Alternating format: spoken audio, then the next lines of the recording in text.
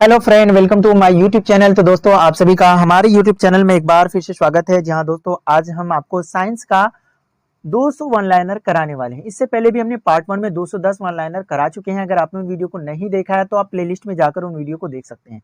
तो दोस्तों, आज का जो हमारा पहला सवाल है वो कहता है कि बल्ब का जो फिलामेंट होता है वो किसका बना होता है। ठीक है, तो वो टंगस्टन का बना होता है। दूसरा क्वेश्चन है, विद्युत बल्ब में भरा जाने वाला गैस है जो हमारा इलेक्ट्रिक बल्ब होता है उसमें कौन सा गैस भरा होता है? Nitrogen gas. अगला क्वेश्चन हमारा कहता है, ट्यूब लाइट में भरा होता है। तो ट्यूब लाइट में भरा होता है पारे का वाष्प व आर्गन, ये दोनों गैसें भरी होती है।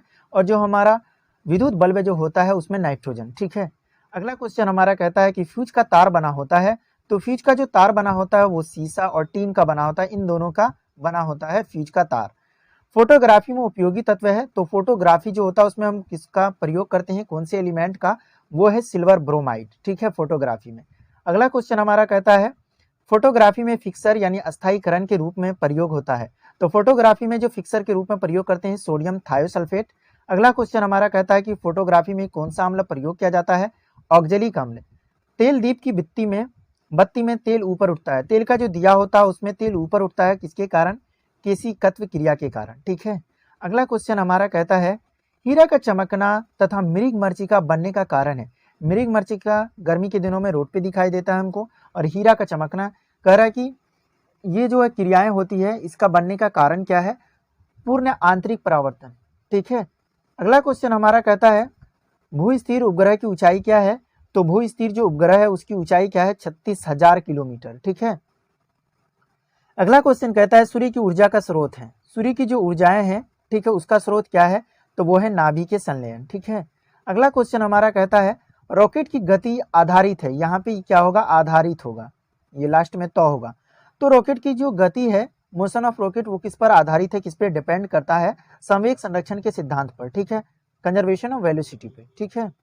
अगला क्वेश्चन हमारा कहता है कि मानव का जो नेत्र है यानी हमारा आई जो है, आंख है, वो किस तरह कार्य करता है? तो वो उत्तल लेंस की तरह कार्य करता है। निकट दृष्टि दोष जिसको हम मायोपिया बोलते हैं उसको दूर किया जाता है। तो निकट दृष्टि दोष को अवतल लेंस के द्वारा दूर किया जाता है। और साथ ही आपको बता दें कि दूर दृष्टि को किसके? उत्तल लेंस से। और जो हमारा जरा दृष्टि दोष होता है उसको बायफोकल लेंस के दूर किया जाता है। ठीक है। अगला क्वेश्चन है, निकट दृष्टि दोष का कारण है। तो निकट दृष्टि दोष जो होता है वो किसके कारण होता है? उसका कारण होता है नेत्र लेंस का मोटा हो जाना तथा फोकस दूरी जो है वो कम हो जाना। नेत्र का जो हमारा लेंस होता है उसका मोटा हो जाना और फोकस दूरी जो है वो कम हो जाना। अगला क्वेश्चन कहता है, दीर्घ दृष्टि दोष जिसको हम हाइपरमेट्रोपिया कहते हैं, यानी उसको दूर किया जाता है। तो उसको दूर करते हैं हम दीर्घ दृष्टि दोष को उत्तल लेंस के द्वारा। वही जो हमारा निकट दृष्टि दोष है उसको अवतल लेंस के द्वारा दूर किया जाता है। ये आपको ध्यान में रखना है। ठीक है। अगला क्वेश्चन हमारा कहता है कि परमाणु बम का सिद्धांत आधारित है। तो परमाणु जो बम है उसका सिद्धांत आधारित है किस पे? नाभि के विखंडन पे। ठीक है। अगला क्वेश्चन हमारा कहता है, हाइड्रोजन बम का सिद्धांत आधारित है। तो हाइड्रोजन बम का जो सिद्धांत है वो किस पर आधारित है? नाभि के संलयन पर। और सूर्य का जो ऊर्जा है वो भी किस पर है? नाभि के संलयन पर। ग्रीन हाउस प्रभाव गैस है, मतलब ग्रीन हाउस इफेक्ट जो होता है उसके कौन सा गैस है उसका कारण? तो वह है कार्बन डाइऑक्साइड। आपको याद रखना, मीथेन भी है और भी CFC क्लोरोफ्लोरोकार्बन भी है, कई सारी गैसें हैं। ठीक है। ग्रीन हाउस प्रभाव नहीं, ये कार्बन डाइऑक्साइड हो जाएगा और उसका मीथेन है। CFC जो है वो हमारा ओजोन के लिए होता है। ठीक है, ये आपको बता देते हैं। वो इसमें दाढ़ी बनाने तथा आंख नाक कान की जांच में प्रयोग होता है। दाढ़ी बनाने में या फिर आंख की जांच करने में, नाक कान आदि की जांच करने में प्रयोग होता है अवतल दर्पण का। नाभि के विखंडन में प्रयुक्त होता है, जो नाभि के विखंडन होता है उसमें प्रयुक्त होता है न्यूट्रॉन का। ठीक है, न्यूट्रॉन की बमबारी कराई जाती है। अगला क्वेश्चन है, द्रव्य अवस्था में पाया जाने वाला धातु जो है, कौन ऐसा धातु है यानी कौन ऐसा मेटल है जो द्रव अवस्था में पाया जाता है लिक्विड फॉर्म में? तो वो है पारा, जिसका जो है परमाणु संख्या कितनी होती है? H, ये 80 होता है। और इसका जो सिंबल होता है वो क्या होता है? Hg। ठीक है। अगला क्वेश्चन हमारा कहता है, द्रव्य के रूप में पाया जाने वाला एकमात्र धातु है। लिक्विड के फॉर्म में जो नॉन मेटल पाया जाता है वो क्या है? तो वो है ब्रोमीन। अगला क्वेश्चन है, विद्युत धारा मापी जाती है। तो विद्युत धारा जो मापी जाती है वो एमीटर में यानी एमीटर में मापी जाती है। ठीक है, ये आपको ध्यान में रखना है, अमीटर। ठीक है, इस तरह से लिखा जाता है। अगला क्वेश्चन हमारा कहता है, अदिश राशियां हैं। ठीक है, तो अदिश राशियां जो हमारा है कार्य, ऊर्जा, ताप, समय, चाल। अदिश राशियां उसको बोलते हैं जिसमें जो परिमाण तो होगा, मैग्नीट्यूड होगा, लेकिन डायरेक्शन नहीं होता है, ठीक है, वो हमारा क्या कहलाता है, अदिश राशि कहलाता है। जैसे कार्य, ऊर्जा, ताप, समय और चाल, ठीक है, और जिसमें डायरेक्शन और मैग्नीट्यूड दोनों रहता है वो हमारा सदिश राशि कहलाता है, यानी वेक्टर क्वांटिटी कहलाता है। अगला क्वेश्चन हमारा कहता है सदिश राशि क्या है।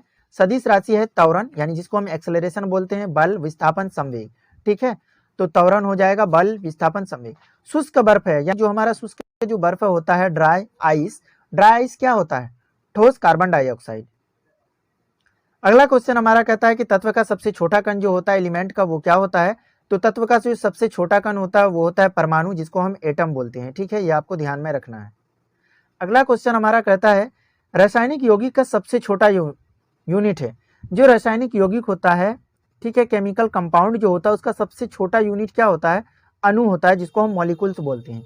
परमाणु के 3 मौलिक कण कौन कौन होते हैं, तो 3 मौलिक कण होते हैं, इलेक्ट्रॉन, प्रोटॉन और न्यूट्रॉन, ठीक है, जिसमें हम इलेक्ट्रॉन और प्रोटॉन की जो संख्या होती है वही हमारा परमाणु संख्या कहलाता है, और प्रोटॉन और न्यूट्रॉन इन दोनों को जोड़ने के बाद हमें क्या मिलता है, एटॉमिक मास मिलता है, यानी परमाणु द्रव्यमान, ठीक है। अगला क्वेश्चन हमारा कहता है इलेक्ट्रॉन की खोज किसने की, तो इलेक्ट्रॉन की खोज जो की है जे थॉमसन ने की है। प्रोटॉन की खोज किसने की है, गोल्डस्टीन ने की है, ठीक है, ये आपको ध्यान में रखना है, electron J Thomson, proton Goldstein, और न्यूट्रॉन की खोज की है जेम्स चैडविक ने। किसने किया है, जेम्स चैडविक। इलेक्ट्रॉन होता है, इलेक्ट्रॉन क्या होता है, ऋण आवेशित होता है, यानी नेगेटिव चार्ज होता है इलेक्ट्रॉन पे, और प्रोटॉन जो होता है वो क्या होता है, धनावेशित होता है, उस पर पॉजिटिव चार्ज होता है, ये आपको ध्यान में रखना। और वही जो हमारा न्यूट्रॉन होता है वो क्या होता है, एक आवेशीन होता है, यानी जिसपे कोई भी चार्ज नहीं होता है, न तो प्लस होता है न माइनस होता है, न तो धनावेशित होता है न ऋणावेशित होता है, ये एक आवेशहीन कण है, ठीक है। और जो हमारा न्यूट्रॉन जो होता है वो हमारे नाभिक में उपस्थित रहता है। प्रोटॉन और न्यूट्रॉन दोनों नाभिक में रहता है, और इलेक्ट्रॉन जो है वो कक्ष में जो है चक्कर लगाते रहते हैं। पॉजिट्रॉन की खोज की थी, ठीक है, पॉजिट्रॉन जो है उसकी खोज की थी एंडरसन ने, ठीक है, प्रोटॉन का दूसरा है, ठीक है, और उसके बाद ये दिया है पॉजिट्रॉन, पॉजिट्रॉन का दूसरा होगा, ठीक है, एंडरसन, ठीक है। अगला क्वेश्चन हमारा कहता है इलेक्ट्रॉन त्यागने एवं ग्रहण करने की प्रवृत्ति कहलाती है क्रमशः ऑक्सीकरण एवं अवकरण। जो इलेक्ट्रॉन त्यागता है वो ऑक्सीकरण, और जो इलेक्ट्रॉन ग्रहण करता है वो अवकरण, ठीक है। प्रोटॉन का भार इलेक्ट्रॉन के भार का कितना गुना होता है, जो प्रोटॉन होता है उसका जो भार होता है, वेट होता है, इलेक्ट्रॉन के भार का कितना गुना होता है, 18 से 40 गुना होता है, ठीक है। अगला क्वेश्चन हमारा कहता है विद्युत अपघटन में ऑक्सीकरण होता है, यानी विद्युत अपघटन में ऑक्सीडेशन होता है, एनोड पर होता है। परमाणु के नाभिक की खोज किसने की है, तो वही परमाणु के नाभिक की खोज जो की है वो किसने किया है, रदरफोर्ड ने किया है, ठीक है। अगला क्वेश्चन कहता है परमाणु के नाभिक में होता है, परमाणु का जो नाभिक होता है, न्यूक्लियस होता है, उसमें क्या क्या होते हैं, प्रोटॉन और न्यूट्रॉन होता है, ठीक है, और वही इलेक्ट्रॉन सेल में यानी कक्षा में होते हैं। अगला क्वेश्चन हमारा कहता है एक तत्व के परमाणु में प्रोटॉन या इलेक्ट्रॉन की संख्या कहलाती, एक तत्व है उसमें प्रोटॉन या इलेक्ट्रॉन की संख्या क्या कहलाती है, तो वो कहलाती है परमाणु संख्या, यानी कि योग नहीं, सिर्फ संख्या है, नंबर कहलाता है, ठीक है। अगर जोड़ पूछ ले प्रोटॉन और इलेक्ट्रॉन दोनों का तो वो हमारा परमाणु द्रव्यमान हो जाएगा, लेकिन प्रोटॉन या फिर इलेक्ट्रॉन की जो जितनी संख्या है वो कहलाता है परमाणु संख्या।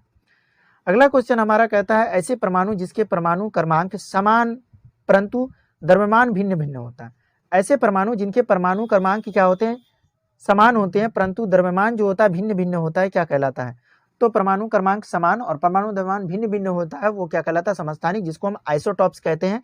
जैसे जो हाइड्रोजन है उसके 3 आइसोटोप है, 1H1 और 1H2 और 1H3, जिसमें 1 क्या है, परमाणु संख्या तीनों का समान है, लेकिन परमाणु द्रव्यमान अलग अलग है, ठीक है। प्रोटियम, ड्यूट्रियम, टाइट्रियम, ये इसका नाम होता है, ठीक है।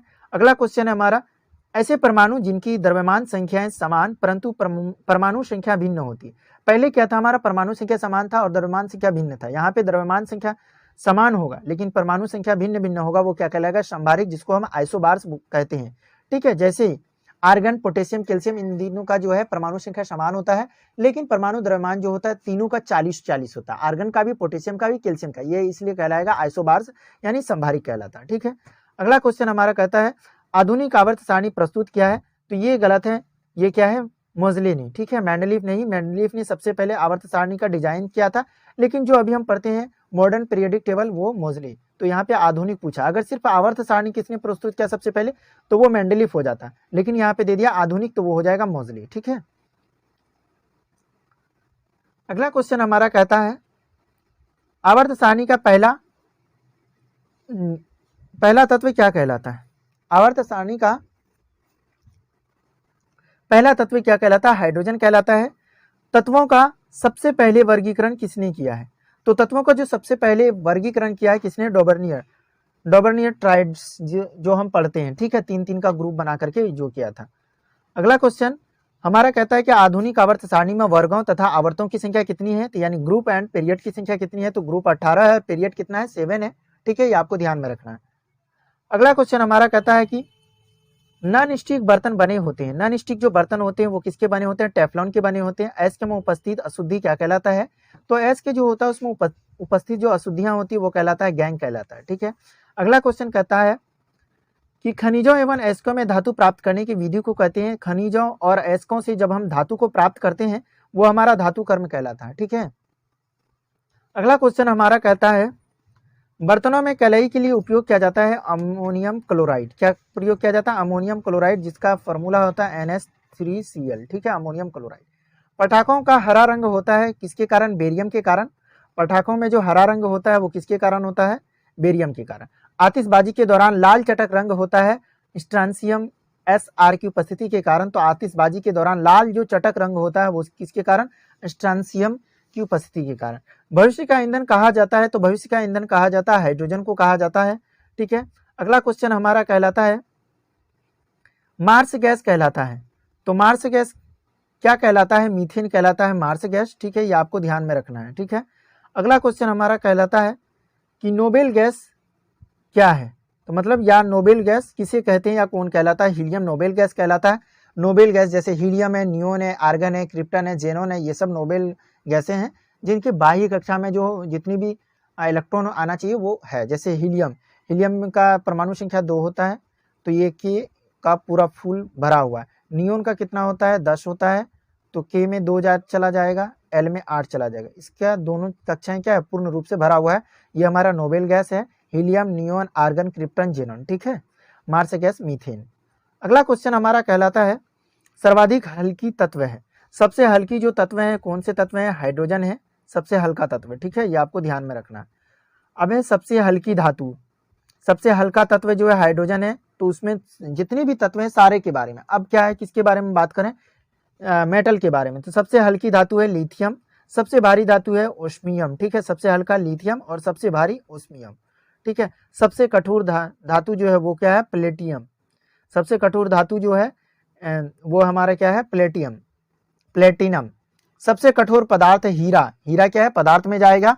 और जो अगर धातु के बारे में, मेटल के बारे में पूछा जाए तो वो हमारा हो जाता है प्लेटिनम, ठीक है। अगला क्वेश्चन हमारा कहता है कि सर्वाधिक प्रत्यास्थ धातु होता है। तो सर्वाधिक जो प्रत्यास्थ धातु होता है वो कौन सा होता है? स्टील होता है। गुब्बारों तथा वायुयान के टायरों में भरी जाती है। गुब्बारे या फिर वायुयान यानी हवाई जहाज का जो टायर होता है उसमें कौन सी गैस भरी जाती है? तो हीलियम गैस भरी जाती है। ये ध्यान रखना कि चाहे गुब्बारा हो चाहे फिर वायुयान का जो है टायर हो, उन दोनों में कौन सी गैस भरी जाती है? हीलियम। अश्रु गैस क्या है? यानी कि जो आंसू गैस होता है वो क्या है? एसिटोफिनोन। क्लोरोएसिटोफिनोन जो है वो अश्रु गैस है। हंसाने वाली गैस क्या है? नाइट्रस ऑक्साइड, जिसको हम लिखते हैं N2O। नाइट्रस ऑक्साइड क्या है? एक लाफिंग गैस है, यानी हंसाने वाली गैस है। जल की अस्थायी कठोरता का कारण है कैल्शियम और मैग्नीशियम के बाइकार्बोनेट का घुले रहना। जल में जो अस्थायी कठोरता आ जाती है जिसको हम क्लोरीनीकरण के द्वारा साफ करते हैं, तो वो किसके कारण होता है? कैल्शियम और मैग्नीशियम के बाइकार्बोनेट के घुले रहने के कारण। जल में अस्थायी कठोरता का कारण क्या है? ये अस्थायी कठोरता है। अब अस्थायी कठोरता का क्या कारण है? कैल्शियम और मैग्नीशियम के सल्फेट का घुला। यहाँ पे क्या है? कैल्शियम और मैग्नीशियम के बाइकार्बोनेट का रहता है। बाइकार्बोनेट जहाँ पे आएगा अस्थायी, जहाँ पे सल्फेट का घुला रहेगा वहां पे अस्थायी कठोरता होगा, ठीक है। अगला क्वेश्चन कहता है कि जल की अस्थायी तथा अस्थायी कठोरता दूर होती है जल में सोडियम कार्बोनेट को मिलाकर। अगर हम सोडियम कार्बोनेट को मिलाते हैं Na2CO3 को, तो जल का जो अस्थायी कठोरता होता है या फिर अस्थायी कठोरता, ये दोनों दूर हो जाता है। जल का शुद्ध रूप है क्या है? वर्षा का जल। जो वर्षा का जल है, बारिश का पानी जो है वो क्या है? जल का शुद्ध रूप है। भारी जल जो होता है जिसको हम D2O लिखते हैं, उसका अणु होता है D2O, ठीक है, ये होता है सूत्र होता है D2O। भारी जल में यूरे तथा वाष्पबर्न का रासायनिक नाम क्या होता है? डायमटेरियम ऑक्साइड। क्या होता है? डायमटेरियम। भारी जल तथा यूरे का रासायनिक नाम जो होता है डायमटेरियम ऑक्साइड होता है, ठीक है, ये आपको ध्यान में रखना है। कृत्रिम वर्षा के लिए प्रयोग में लाया जाता है जो आर्टिफिशियल रेन होता है उसके लिए क्या प्रयोग करते हैं, सिल्वर आयोडाइड। इसके कहने का मतलब है जब हम कृत्रिम वर्षा कराते हैं, ठीक है, जैसे आप फिल्म वगैरह में देखते हैं कहीं पे कराना पड़ता है तो वो किससे कराया जाता है, सिल्वर आयोडाइड। लोहे का सबसे जो शुद्ध रूप होता है वो क्या होता है, पिटवा लोहा होता है, ठीक है। लोहे के किस रूप में कार्बन की मात्रा न्यूनतम होती है, सबसे कम जो होती है किसमें होती है, लोहे के, तो पिटवा लोहा में सबसे कम कार्बन की मात्रा होती है। लोह की मात्रा का सर्वाधिक होती है, लोह की मात्रा सर्वाधिक होती है पालक के पत्ते में। पालक की जो पत्तियां हैं उसमें लोह की जो मात्राएं होती है, आयरन की मात्राएं सबसे ज्यादा होती है हरी सब्जियों में, ठीक है। लोहे को जंग लगने से बचाने के लिए चढ़ाई जाती है, लोहे को जंग से बचाने के लिए क्या चढ़ाई जाती है, जिंक की परत यानी गैल्वेनाइजिंग क्रिया की जाती है। विद्युत एवं ऊष्मा का सर्वोत्तम चालक क्या है, चांदी है, यानी कि विद्युत जो है हमारा उसका सर्वोत्तम चालक क्या है, चांदी है। शुद्धतम सोना होता है 24 कैरेट का जो होता है वो क्या होता है, शुद्धतम सोना होता है। 18 कैरेट के सोने में शुद्ध सोना होता है। 0.75 होता है 18 कैरेट का जो सोना होता है, लेकिन जो 24 कैरेट का सोना होता है वो शुद्धतम सोना होता है, ठीक है। अगला क्वेश्चन हमारा कहता है बेवकूफों का सोना कहलाता है, पायराइट्स जो है वो क्या कहलाता है, बेवकूफों का सोना कहलाता है। लोहा, निकेल तथा क्रोमियम मिश्र धातु है स्टेनलेस स्टील का। लोहा हो या फिर निकेल हो या फिर क्रोमियम, ये तीनों जो मिश्र धातु है किसका, स्टेनलेस स्टील का, ठीक है। सोल्डर जो बना होता है वो किसका मिश्रण होता है, जिसको हम टाका बोलते हैं और ऐसे सोल्डर बोलते हैं, वो किसका मिश्रण होता है, सीसा एवं टीन का मिश्रण होता है। क्वार्ट्ज में होता है, क्वार्ट्ज में क्या होता है, सिलिकॉन और ऑक्सीजन होता है। सोल्डर में सीसा और टीन होता है। प्राकृतिक रबर बहुलक है, किसका बहुलक है, प्राकृतिक रबर तो आइसोप्रीन का। प्राकृतिक रबर जो है, ठीक है, नेचुरली जो रबर होता है वो किसका होता है, आइसोप्रीन का। सबसे उत्तम कोयला जो है वो क्या कहलाता है, एंथ्रासाइट कहलाता है, ठीक है। सबसे अच्छा कोयला है वो क्या कहलाता है, एंथ्रासाइट्स। कांसा जो है वो जिसको हम ब्रोंज बोलते हैं वो किसका मिश्र धातु होता है, तांबे और टीन का जो होता है, कॉपर और टीन का जो बना होता है वो क्या होता है, ब्रोंज होता है। कच्चे फलों को पकाने के लिए प्रयोग किया जाता है एथिलीन और सिटिलीन गैस का। वैसे हम ज्यादातर किसके बारे में, एथिलीन के बारे में ही पढ़ते हैं कि कच्चे जो फल होते हैं उसको पकाने के लिए हम एथिलीन का प्रयोग करते हैं, ठीक है। अगला क्वेश्चन हमारा कहता है लोहे को इस्पात में बदलने के लिए मिलाया जाता है, तो जो लोहा होता है उसको इस्पात में बदलने के लिए क्या मिलाते हैं, निकिल धातु मिलाते हैं। क्या मिलाया जाता है, निकिल धातु, ठीक है, ये आपको ध्यान में रखना है। निकिल जो धातु है वो मिलाया जाता है लोहे को इस्पात में बदलने के लिए। अगला क्वेश्चन हमारा कहता है कैमरा, दूरबीन के लेंस, विद्युत बल्ब तथा धूप चश्मा में प्रयोग किया जाता है। कैमरा में हो या फिर दूरबीन के लेंस में, विद्युत बल्ब में और धूप के चश्मा में प्रयोग किया जाता है किसका, फ्लिंट कांच का। तो आपको ध्यान रखना, अगर पूछेगा फ्लिंट कांच का प्रयोग कहाँ कहाँ करते हैं, तो दूरबीन के लेंस में, विद्युत बल्ब में, धूप का जो चश्मा होता है उसमें प्रयोग करते हैं। पारा का प्रमुख अयस्क यानी कि क्या होता है, सीने बार होता है पारा का प्रमुख अयस्क, ठीक है। कैल्शियम, पोटेशियम, कैडमियम का अयस्क है। कैल्शियम हो या फिर पोटेशियम या फिर कैडमियम का जो अयस्क होता है क्रमशः डोलोमाइट, नाइटर और ग्रीनोकाइट होता है। क्या होता है, ग्रीनोकाइट्स। बर्फ का द्रवणांक एवं हिमांक क्या होता है, 0 डिग्री सेल्सियस जो होता है वो बर्फ का हिमांक और द्रवणांक दोनों होता है, ठीक है। एलपीजी में गंध के लिए मिलाया जाता है, जो एलपीजी लिक्विड पेट्रोलियम गैस जो होता है उसमें गंध के लिए क्या मिलाया जाता है, सल्फर के यौगिक मिथाइल मरकैप्टेन, ठीक है। सल्फर का एक यौगिक होता है मिथाइल मरकैप्टेन, वही मिलाया जाता है किसमें, एलपीजी में, यानी कि जो हमारा लिक्विड पेट्रोलियम गैस होता है उसमें गंध के लिए क्या मिलाया जाता है, सल्फर के यौगिक मिथाइल परकैप्टेन। अगला क्वेश्चन हमारा कहता है कि एक मोल जो होता है वो किसके बराबर होता है, तो एक मोल होता है 6.03 इंटू 10⁻23 होता है। ये आपको ध्यान में रखना, ठीक है, यही होता है, ठीक है। 6.023 इंटू 10⁻23 होता है एक मोल, ठीक है। एक एवोगाड्रो संख्या क्या होती है, वही होता है, एक एवोगाड्रो संख्या भी वही होता है 6.023, ठीक है। ये नहीं, यहाँ पे 32 है, यहाँ पे 23 है, ठीक है। ये थोड़ा सा अंतर है, 10⁻24 इसमें भी होता है और उसमें भी होता है। मोल में क्या होता है 6.032, ठीक है, जबकि ये जो होता है एवोगाड्रो इसमें होता है 6.023, ठीक है।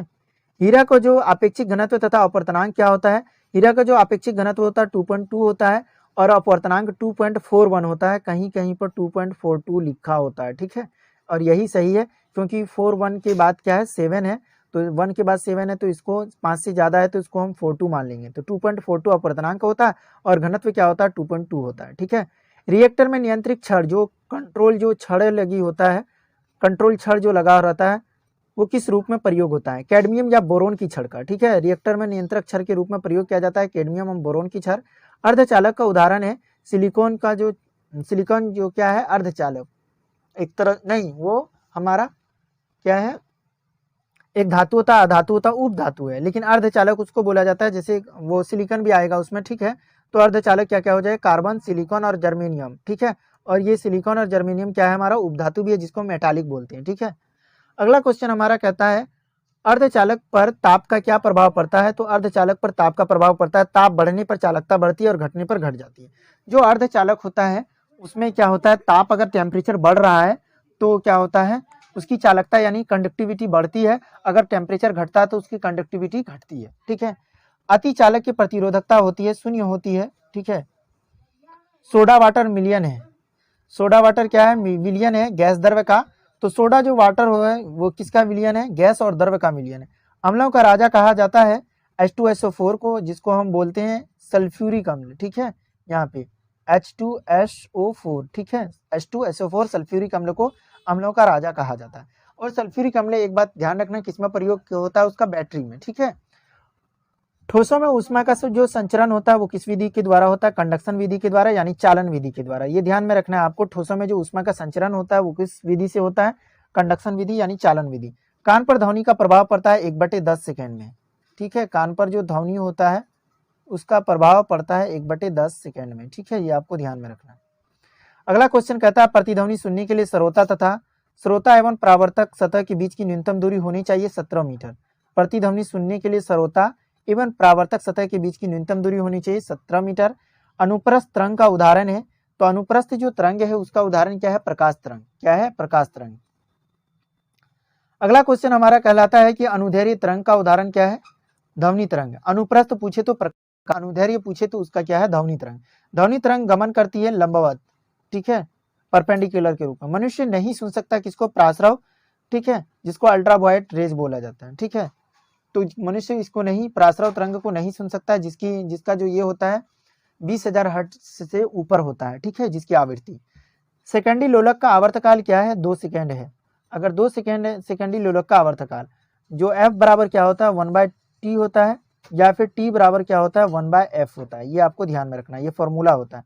मानव नेत्र के स्पष्ट दर्शन की दूरी कितनी होती है, मानव जो नेत्र होता है वो स्पष्ट कितनी दूरी तक देख सकता है, 25 सेंटीमीटर। सामान्य आंख के लिए दूर बिंदु कितना है, अनंत है। सामान्य आंख के लिए अगर दूर बिंदु पूछा जाए तो अनंत है, अगर स्पष्ट दर्शन की न्यूनतम दूरी पूछा जाए तो 25 सेंटीमीटर है। अगला क्वेश्चन हमारा कहता है कि कैप्सूल का आवरण बना होता है, कैप्सूल का जो आवरण होता है वो किसका बना होता है, स्टार्च का। अंडे का आवरण बना होता है कैल्शियम कार्बोनेट का। तो कैल्शियम जो होते हैं उसका आवरण जो बना होता है वो किसका बना होता है, स्टार्च का। और अंडे का जो आवरण बना होता है यानी बाहरी परत, वो कैल्शियम कार्बोनेट का बना होता है, CaCO3 का, ठीक है। अगला क्वेश्चन हमारा कहता है कि मानव मस्तिष्क तथा शरीर का अध्ययन संबंधित शाखा है। मानव जो मस्तिष्क है, जो ह्यूमन ब्रेन का जब हम अध्ययन करते हैं, या फिर सिर का, वो क्या है, फ्रेनोलॉजी है। क्या कहलाता है, फ्रेनोलॉजी, जब हम मानव मस्तिष्क या फिर सिर का अध्ययन करते हैं, ठीक है। अगला क्वेश्चन कहता है डिहाइड्रेशन से प्राप्त कमी होती है, प्राय कमी होते हैं। जब डिहाइड्रेशन हो जाता है तो उसमें किसकी कमी होती है, सोडियम क्लोराइड का, यानी कि जिसको हम बोलते हैं NaCl, ठीक है, NaCl, सोडियम क्लोराइड की कमी हो जाती है डिहाइड्रेशन में। वस्तु का भार अधिकतम होता है, तो वस्तु का जो भार होता है अधिकतम कब होता है, निर्वात में होता है, ठीक है। अगला क्वेश्चन हमारा कहलाता है कि कृत्रिम सिल्क कहलाता है रेयन। रेयन जो है वो क्या कहलाता है, कृत्रिम सिल्क यानी आर्टिफिशियल सिल्क कहलाता है, कौन, रेयन। आम का वैज्ञानिक नाम क्या है, मैंजीफेरा इंडिका, आम का जो वैज्ञानिक नाम है वो है। रेफ्रिजरेटर में जल को ठंडा करने के लिए प्रयोग किया जाता है अमोनिया गैस। रेफ्रिजरेटर में अगर हम पानी को ठंडा करते हैं तो उसके लिए कौन सा गैस प्रयोग किया जाता है, अमोनिया गैस। और साथ ही आपको बता दें कि रेफ्रिजरेटर जो फ्रिज होता है उसमें कौन सा गैस प्रयोग होता है, फ्रीऑन, कौन सा, फ्रीऑन। रेफ्रिजरेटर के आविष्कारक कौन है, जेम्स हैरिसन। जो फ्रिज है उसके आविष्कारक कौन है, जेम्स हैरिसन। रेफ्रिजरेटर में एक समान ताप को बनाए रखता है थर्मोस्टेट्स। जो रेफ्रिजरेटर होता है उसमें टेम्परेचर को कांस्टेंट बना के रखता है, कौन, थर्मोस्टेट। कमरे में रखे रेफ्रिजरेटर का दरवाजा खोल दिया जाता है तो कमरे का ताप बढ़ जाएगा। अगर कमरे में रखा हुआ रेफ्रिजरेटर और उनका कमरा को खोल दिया जाए, ठीक है, तो उसमें क्या हो जाएगा, कमरे का ताप बढ़ जाएगा, ठीक है। पेप्सिन प्रोटीन को बदलता है किसमें, पॉलीपेप्टाइड में, ठीक है। पेप्सिन जो है प्रोटीन को किसमें बदलता है, पॉलीपेप्टाइड में। गोबर गैस संयंत्र के आविष्कारक कौन है, CB देसाई। गोबर गैस जो संयंत्र जो भारत ने इजाद किया है उसका आविष्कारक कौन है, CB देसाई, ठीक है। गोबर गैस से प्राप्त होने वाली गैस क्या है, मीथेन है। गोबर गैस से हम जो प्राप्त करते हैं वो कौन सा गैस प्राप्त करते हैं, मीथेन, जिसका केमिकल फॉर्मूला जो होता है CH4 होता है, ठीक है। बायोगैस का महत्वपूर्ण घटक क्या है? मीथेन है। बायोगैस का महत्वपूर्ण जो घटक है वो भी मीथेन है, और गोबर गैस से जो प्राप्त करते हैं वो भी मीथेन गैस प्राप्त करते हैं। अगला क्वेश्चन हमारा कहलाता है सोडा वाटर बनाने के लिए प्रयुक्त होता है। सोडा वाटर बनाने के लिए क्या प्रयुक्त होता है? कार्बन डाइऑक्साइड का प्रयोग करते हैं सोडा वाटर के लिए, ठीक है। सभी शून्य आयतन, सभी गैस शून्य आयतन घेरेगी, ठीक है। सभी जो गैसें हैं शून्य आयतन घेरेगी कितना डिग्री सेल्सियस पर? -273, ठीक है, डिग्री सेल्सियस पर, ठीक है। परम शून्य ताप का मान क्या होता है? परम शून्य जो तापमान होता है -273 केल्विन होगा यहाँ पे, ठीक है। -273 केल्विन परम शून्य तापमान, ठीक है, 273 केल्विन, ठीक है। अगला क्वेश्चन हमारा कहलाता है द्रवित पेट्रोलियम गैस एलपीजी का प्रमुख संगठन क्या है? तो द्रवित जो पेट्रोलियम गैस होता है एलपीजी का प्रमुख जो संगठन होता है ब्यूटेन और प्रोपेन होता है। बॉयल नियम लागू होता है, तो बॉयल नियम जो लागू होता है वो नियत टेम्परेचर यानी कि जो कांस्टेंट टेम्परेचर है उस पर लागू होता है, क्या? बॉयल नियम। अगला क्वेश्चन हमारा कहलाता है एनटीपी। सामान्यतः ताप एवं दाब पर किसी गैस के 1 मोल का आयतन होता है। तो सामान्य जो ताप एवं दाब पर किसी गैस का जो 1 मोल का आयतन होता है वो 22.4 लीटर होता है। सिगरेट लाइटर से निकलती है, सिगरेट का जो लाइटर होता है, ठीक है, जिससे हम सिगरेट जलाते हैं उसके लाइटर से क्या निकलती है? ब्यूटेन गैस निकलती है, ठीक है। सिगरेट लाइटर से निकलता है कौन सा गैस? ब्यूटेन। अगला क्वेश्चन है ब्लीचिंग पाउडर, ठीक है, जिसका ये होता है CaOCl2, ठीक है, ये होता है CaOCl2 रासायनिक। तो कैल्शियम क्लोराइड CaOCl2, ठीक है, ब्लीचिंग पाउडर। मानव द्वारा संश्लेषित पहला रेशा था नायलॉन था। इसका मतलब है कि मानव ने सबसे पहले जो रेशा बनाया था संश्लेषित वो कौन सा बनाया था? नायलॉन बनाया था, ठीक है। सेल्यूलोज से बने कृत्रिम रेशा क्या कहलाता है? सेल्यूलोज से बनाया गया कृत्रिम रेशा जो आर्टिफिशियल रेशा है वो रेयन कहलाता है। जीवाश्मों का उम्र ज्ञात किया जाता है रेडियो कार्बन डेटिंग विधि द्वारा। जो जीवाश्म जो है, जीवाश्म ईंधन जो जमीन के नीचे रहता है, ठीक है, वो उसकी जो उम्र ज्ञात की जाती है किसके द्वारा? रेडियो कार्बन डेटिंग विधि के द्वारा। अगला क्वेश्चन है पुरानी चट्टानों की आयु का आकलन किया जाता है। जो पुरानी चट्टान है उसकी आयु का आकलन किससे किया जाता है? यूरेनियम डेटिंग विधि के द्वारा, ठीक है, किसकी? यूरेनियम डेटिंग विधि के द्वारा। हेलोजन में सर्वाधिक प्रभावशाली है क्या है? फ्लोरीन। हेलोजन जो गैस है उसमें सबसे ज्यादा जो प्रभावशाली है वो क्या है? फ्लोरीन, ठीक है, ये आपको ध्यान में रखना है। अगला क्वेश्चन है शहद का मुख्य घटक क्या है? तो शहद का जो मुख्य घटक है वो है फ्रक्टोज, ठीक है। शकर्रा को यकृत बदल देती है किसमें? ग्लाइकोजन में। जो शकर्रा होती है उसको यकृत बदल देती है किसमें? ग्लाइकोजन में। रंजक व खाद्य पदार्थ बनाने में प्रयोग किया जाता है। जो रंजक होते हैं और साथ ही खाद्य पदार्थ जो होते हैं उसको बनाने में प्रयोग किया जाता है कैरामल, ठीक है, आपको ध्यान रखना है रंजक और खाद्य पदार्थ बनाने में प्रयोग किया जाता है कैरामल। खाद्य पदार्थों को खराब होने से बचाने के लिए प्रयोग किया जाता है बेंजोइक अम्ल। जो खाद्य पदार्थ जो होते हैं उसको खराब होने से बचाने के लिए हम क्या प्रयोग करते हैं? बेंजोइक अम्ल, ठीक है। अगला क्वेश्चन कहता है कि सत्य फल उत्पन्न होता है किससे? तो सत्य फल जो होता है एक झूठ फल होता है, एक सत्य फल होता है, तो वो किससे उत्पन्न होता है? सत्य फल वो होता है अंडाशय से। असत्य फल उत्पन्न होता है बीजांड से। आपको ध्यान में रखना अगर कोई पूछेगा कि असत्य फल किससे होता है, आपको ध्यान रखना है कि असत्य फल जो होता है अंडाशय से और ये बीजांड से, और सत्य फल अंडाशय से होता है, ठीक है। अगला क्वेश्चन कहता है पौधे का प्रजनन अंग क्या होता है? तो पौधे का जो प्रजनन अंग होता है वो क्या होता है? फूल होता है। और साथ ही फूलों का जो प्रजनन अंग कहलाता है वो क्या कहलाता है? पोमोलॉजी, ठीक है, क्या कहलाता है? पोमोलॉजी। फूलों का अध्ययन एंथोलॉजी, और ये फलों है, फलों का पोमोलॉजी हो जाएगा, फूलों का एंथोलॉजी। ये ध्यान रखना, फलों अगर फल के बारे में बात किया जाए तो वो पोमोलॉजी, और फूल के बारे में बात किया जाए तो एंथोलॉजी। अगला क्वेश्चन हमारा कहता है जल में विलय विटामिन है। तो जल में कौन कौन सा विटामिन घुल जाता है यानी कि सोल्यूबल है? तो विटामिन बी और सी। और वसा में जो है वो क्या है? विटामिन के, ई, डी, ए, ये सारा किसमें है? वसा में है। और बी तथा सी किसमें है? जल में है। वसा में घुलनशील है एडीई के, ठीक है, ये आपको ध्यान में रखना है। अगला क्वेश्चन कहलाता है मस्तिष्क का सबसे बड़ा भाग क्या है? तो मस्तिष्क का जो सबसे बड़ा भाग है सेरेब्रम है, ठीक है। अल्जाइमर रोग में मानव शरीर का कौन सा अंग प्रभावित होता है? अल्जाइमर में रोग में जो मानव शरीर का कौन सा अंग प्रभावित होता है? तो मस्तिष्क होता है, ठीक है, अल्जाइमर में। तो ध्यान रखना है कि अगर किसी को अल्जाइमर रोग हो गया तो उसमें जो कौन सा अंग प्रभावित होगा? मस्तिष्क, ठीक है। अगला क्वेश्चन कहलाता है कि इत्र की तीखी गंध अथवा सुगंध की पहचान मस्तिष्क के किस भाग द्वारा की जाती है? इत्र की जो तीखी होती है और सुगंध की पहचान मस्तिष्क के किस भाग द्वारा? सेरिब्रम के द्वारा। ठीक है, अगर कोई पूछे कि किसी ने इत्र लगा दिया, उसकी जो हमें पहचान होती है वो किसके द्वारा? सेरिब्रम। सुक्रोज में होता है क्या? होता है ग्लूकोज एवं फ्रुक्टोज। ठीक है, तत्काल ऊर्जा के लिए खिलाड़ी को दिया जाता है, क्या दिया जाता है? कार्बोहाइड्रेट। मतलब इंस्टेंटली अगर एनर्जी की जरूरत है तो उसके लिए हम क्या देते हैं? खिलाड़ियों को कार्बोहाइड्रेट देते हैं। गन पाउडर मिश्रण होता है सल्फर, चारकोल और सोरा का। गन पाउडर जो होता है वो मिश्रण होता है सल्फर, चारकोल और सोरा का। वर्षा की बूंदें गोलाकार होती है पृष्ठ तनाव के कारण। जो सरफेस टेंशन होता है उसके कारण जो होती है वर्षा की बूंदें जो होती है वो गोलाकार होती है। अशुद्धियों से द्रव्य का क्वथनांक बढ़ता है। जो अशुद्धि होते हैं उससे द्रव्य का जो क्वथनांक है वो बढ़ेगा। अगर अशुद्धियां कम रहेगी तो उसका जो क्वथनांक है वो कम रहेगा। ठीक है, अगला क्वेश्चन कहलाता है कुपोषण होता है प्रोटीन की कमी के कारण। अगर पूछेगा कि किसी बच्चा में कुपोषण है तो वो किसके कारण है? प्रोटीन के कारण। इसका मतलब है उसको सही मात्रा में प्रोटीन नहीं मिला है या फिर नहीं मिल रहा है। क्वासी ओरकर एवं मरासमस की बीमारी होती है। क्वासी ओरकर और मरासमस की बीमारी किससे होती है? प्रोटीन की कमी से। एक तो होता है क्या, आपको बता दें कि कुपोषण जो होता है वो भी प्रोटीन के कारण। क्वासी ओरकर और मरासम की बीमारी भी होता है प्रोटीन की कमी से। अगला क्वेश्चन क्या है? बच्चों का मानसिक एवं शारीरिक विकास अवरुद्ध हो जाता है। अगर बच्चों का मानसिक हो यानी मेंटल डेवलपमेंट और फिजिकल डेवलपमेंट दोनों अवरुद्ध हो जाता है, रुक जाता है थायरोक्सिन की कमी से। किसके? थायरोक्सिन। मनुष्य में बुढ़ापा किस ग्रंथि के लुप्त हो जाने के कारण आता है? थाइमस। तो मनुष्य में जो बुढ़ापा आता है किस ग्रंथि के लुप्त हो जाने के कारण यानी खत्म हो जाने के कारण? तो थाइमस। थाइमस अगर लुप्त हो जाता है तो मनुष्य में बुढ़ापा आता है। प्रकृति में सबसे अधिक मात्रा में पाए जाने वाला कार्बनिक यौगिक है सेल्यूलोज। क्या है? पूरे जो प्रकृति में अगर सबसे अधिक मात्रा में जो कार्बनिक यौगिक पाया जाता है, ऑर्गेनिक जो कंपाउंड पाया जाता है वो सेल्यूलोज। आरएनए का मुख्य कार्य क्या है? प्रोटीन का संश्लेषण। ठीक है, प्रोटीन बना होता है किससे बना होता है? प्रोटीन बना होता है एमिनो अम्ल से। प्रयोगशाला में संश्लेषित पहला कार्बनिक पदार्थ क्या है? यूरिया है। प्रयोगशाला में जो हम बनाया गया संश्लेषित यानी बनाया गया सबसे जो पहला कार्बनिक पदार्थ है वो है यूरिया। प्रयोगशाला में यूरिया का संश्लेषण सर्वप्रथम किया गया था वोहलर के द्वारा। ठीक है, ये आपको ध्यान है। कौन? वोहलर। प्रयोगशाला में यूरिया का संश्लेषण। यूरिया में नाइट्रोजन की प्रतिशत मात्रा होती है 0.46 है। यूरिया में जो नाइट्रोजन की मात्रा कितनी होती है? 0.46।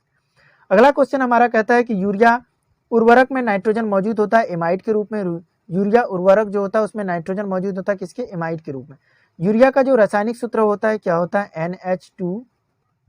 ठीक है, CONH2। ये आपको ध्यान रखना क्या होता है? NH2 CONH2। ये यूरिया का रासायनिक सूत्र होता है। NH2 बाद में भी और बीच में, पहले भी NH2 है और बाद में भी है, बीच में क्या है हमारा? CO है। ठीक है, NH2 CONH2। अगला क्वेश्चन कहता है कि यूरिया अधिकतम मात्रा में पाया जाता है तो यूरिया किस में पाया जाता है? यूरिन में यानी मूत्र में।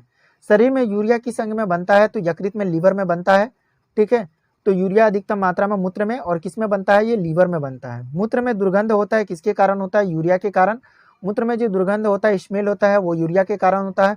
दूध को पश्चरीकृत किया जाता है कितने डिग्री सेल्सियस पे? दूध को पश्चरीकृत किया जाता है 62 डिग्री सेल्सियस पर। ठीक है, दूध का पीएच मान जो होता है कितना होता है? दूध का पीएच मान जो होता है अगर पीएच वैल्यू बोला जाए तो 6.4 होता है। दूध के प्रोटीन को पचाने वाला एंजाइम क्या है? रेनिन है। दूध का जो प्रोटीन होता है उसको पचाने वाला एंजाइम जो है क्या है? रेनिन है। दूध की शुद्धता मापी जाती है लैक्टोमीटर से। ठीक है, BHC 10% का व्यापारिक नाम क्या है? दूध की शुद्धता किसमें? लैक्टोमीटर में मापा जाता है BHC। ठीक है, 10% का व्यापारिक नाम क्या है?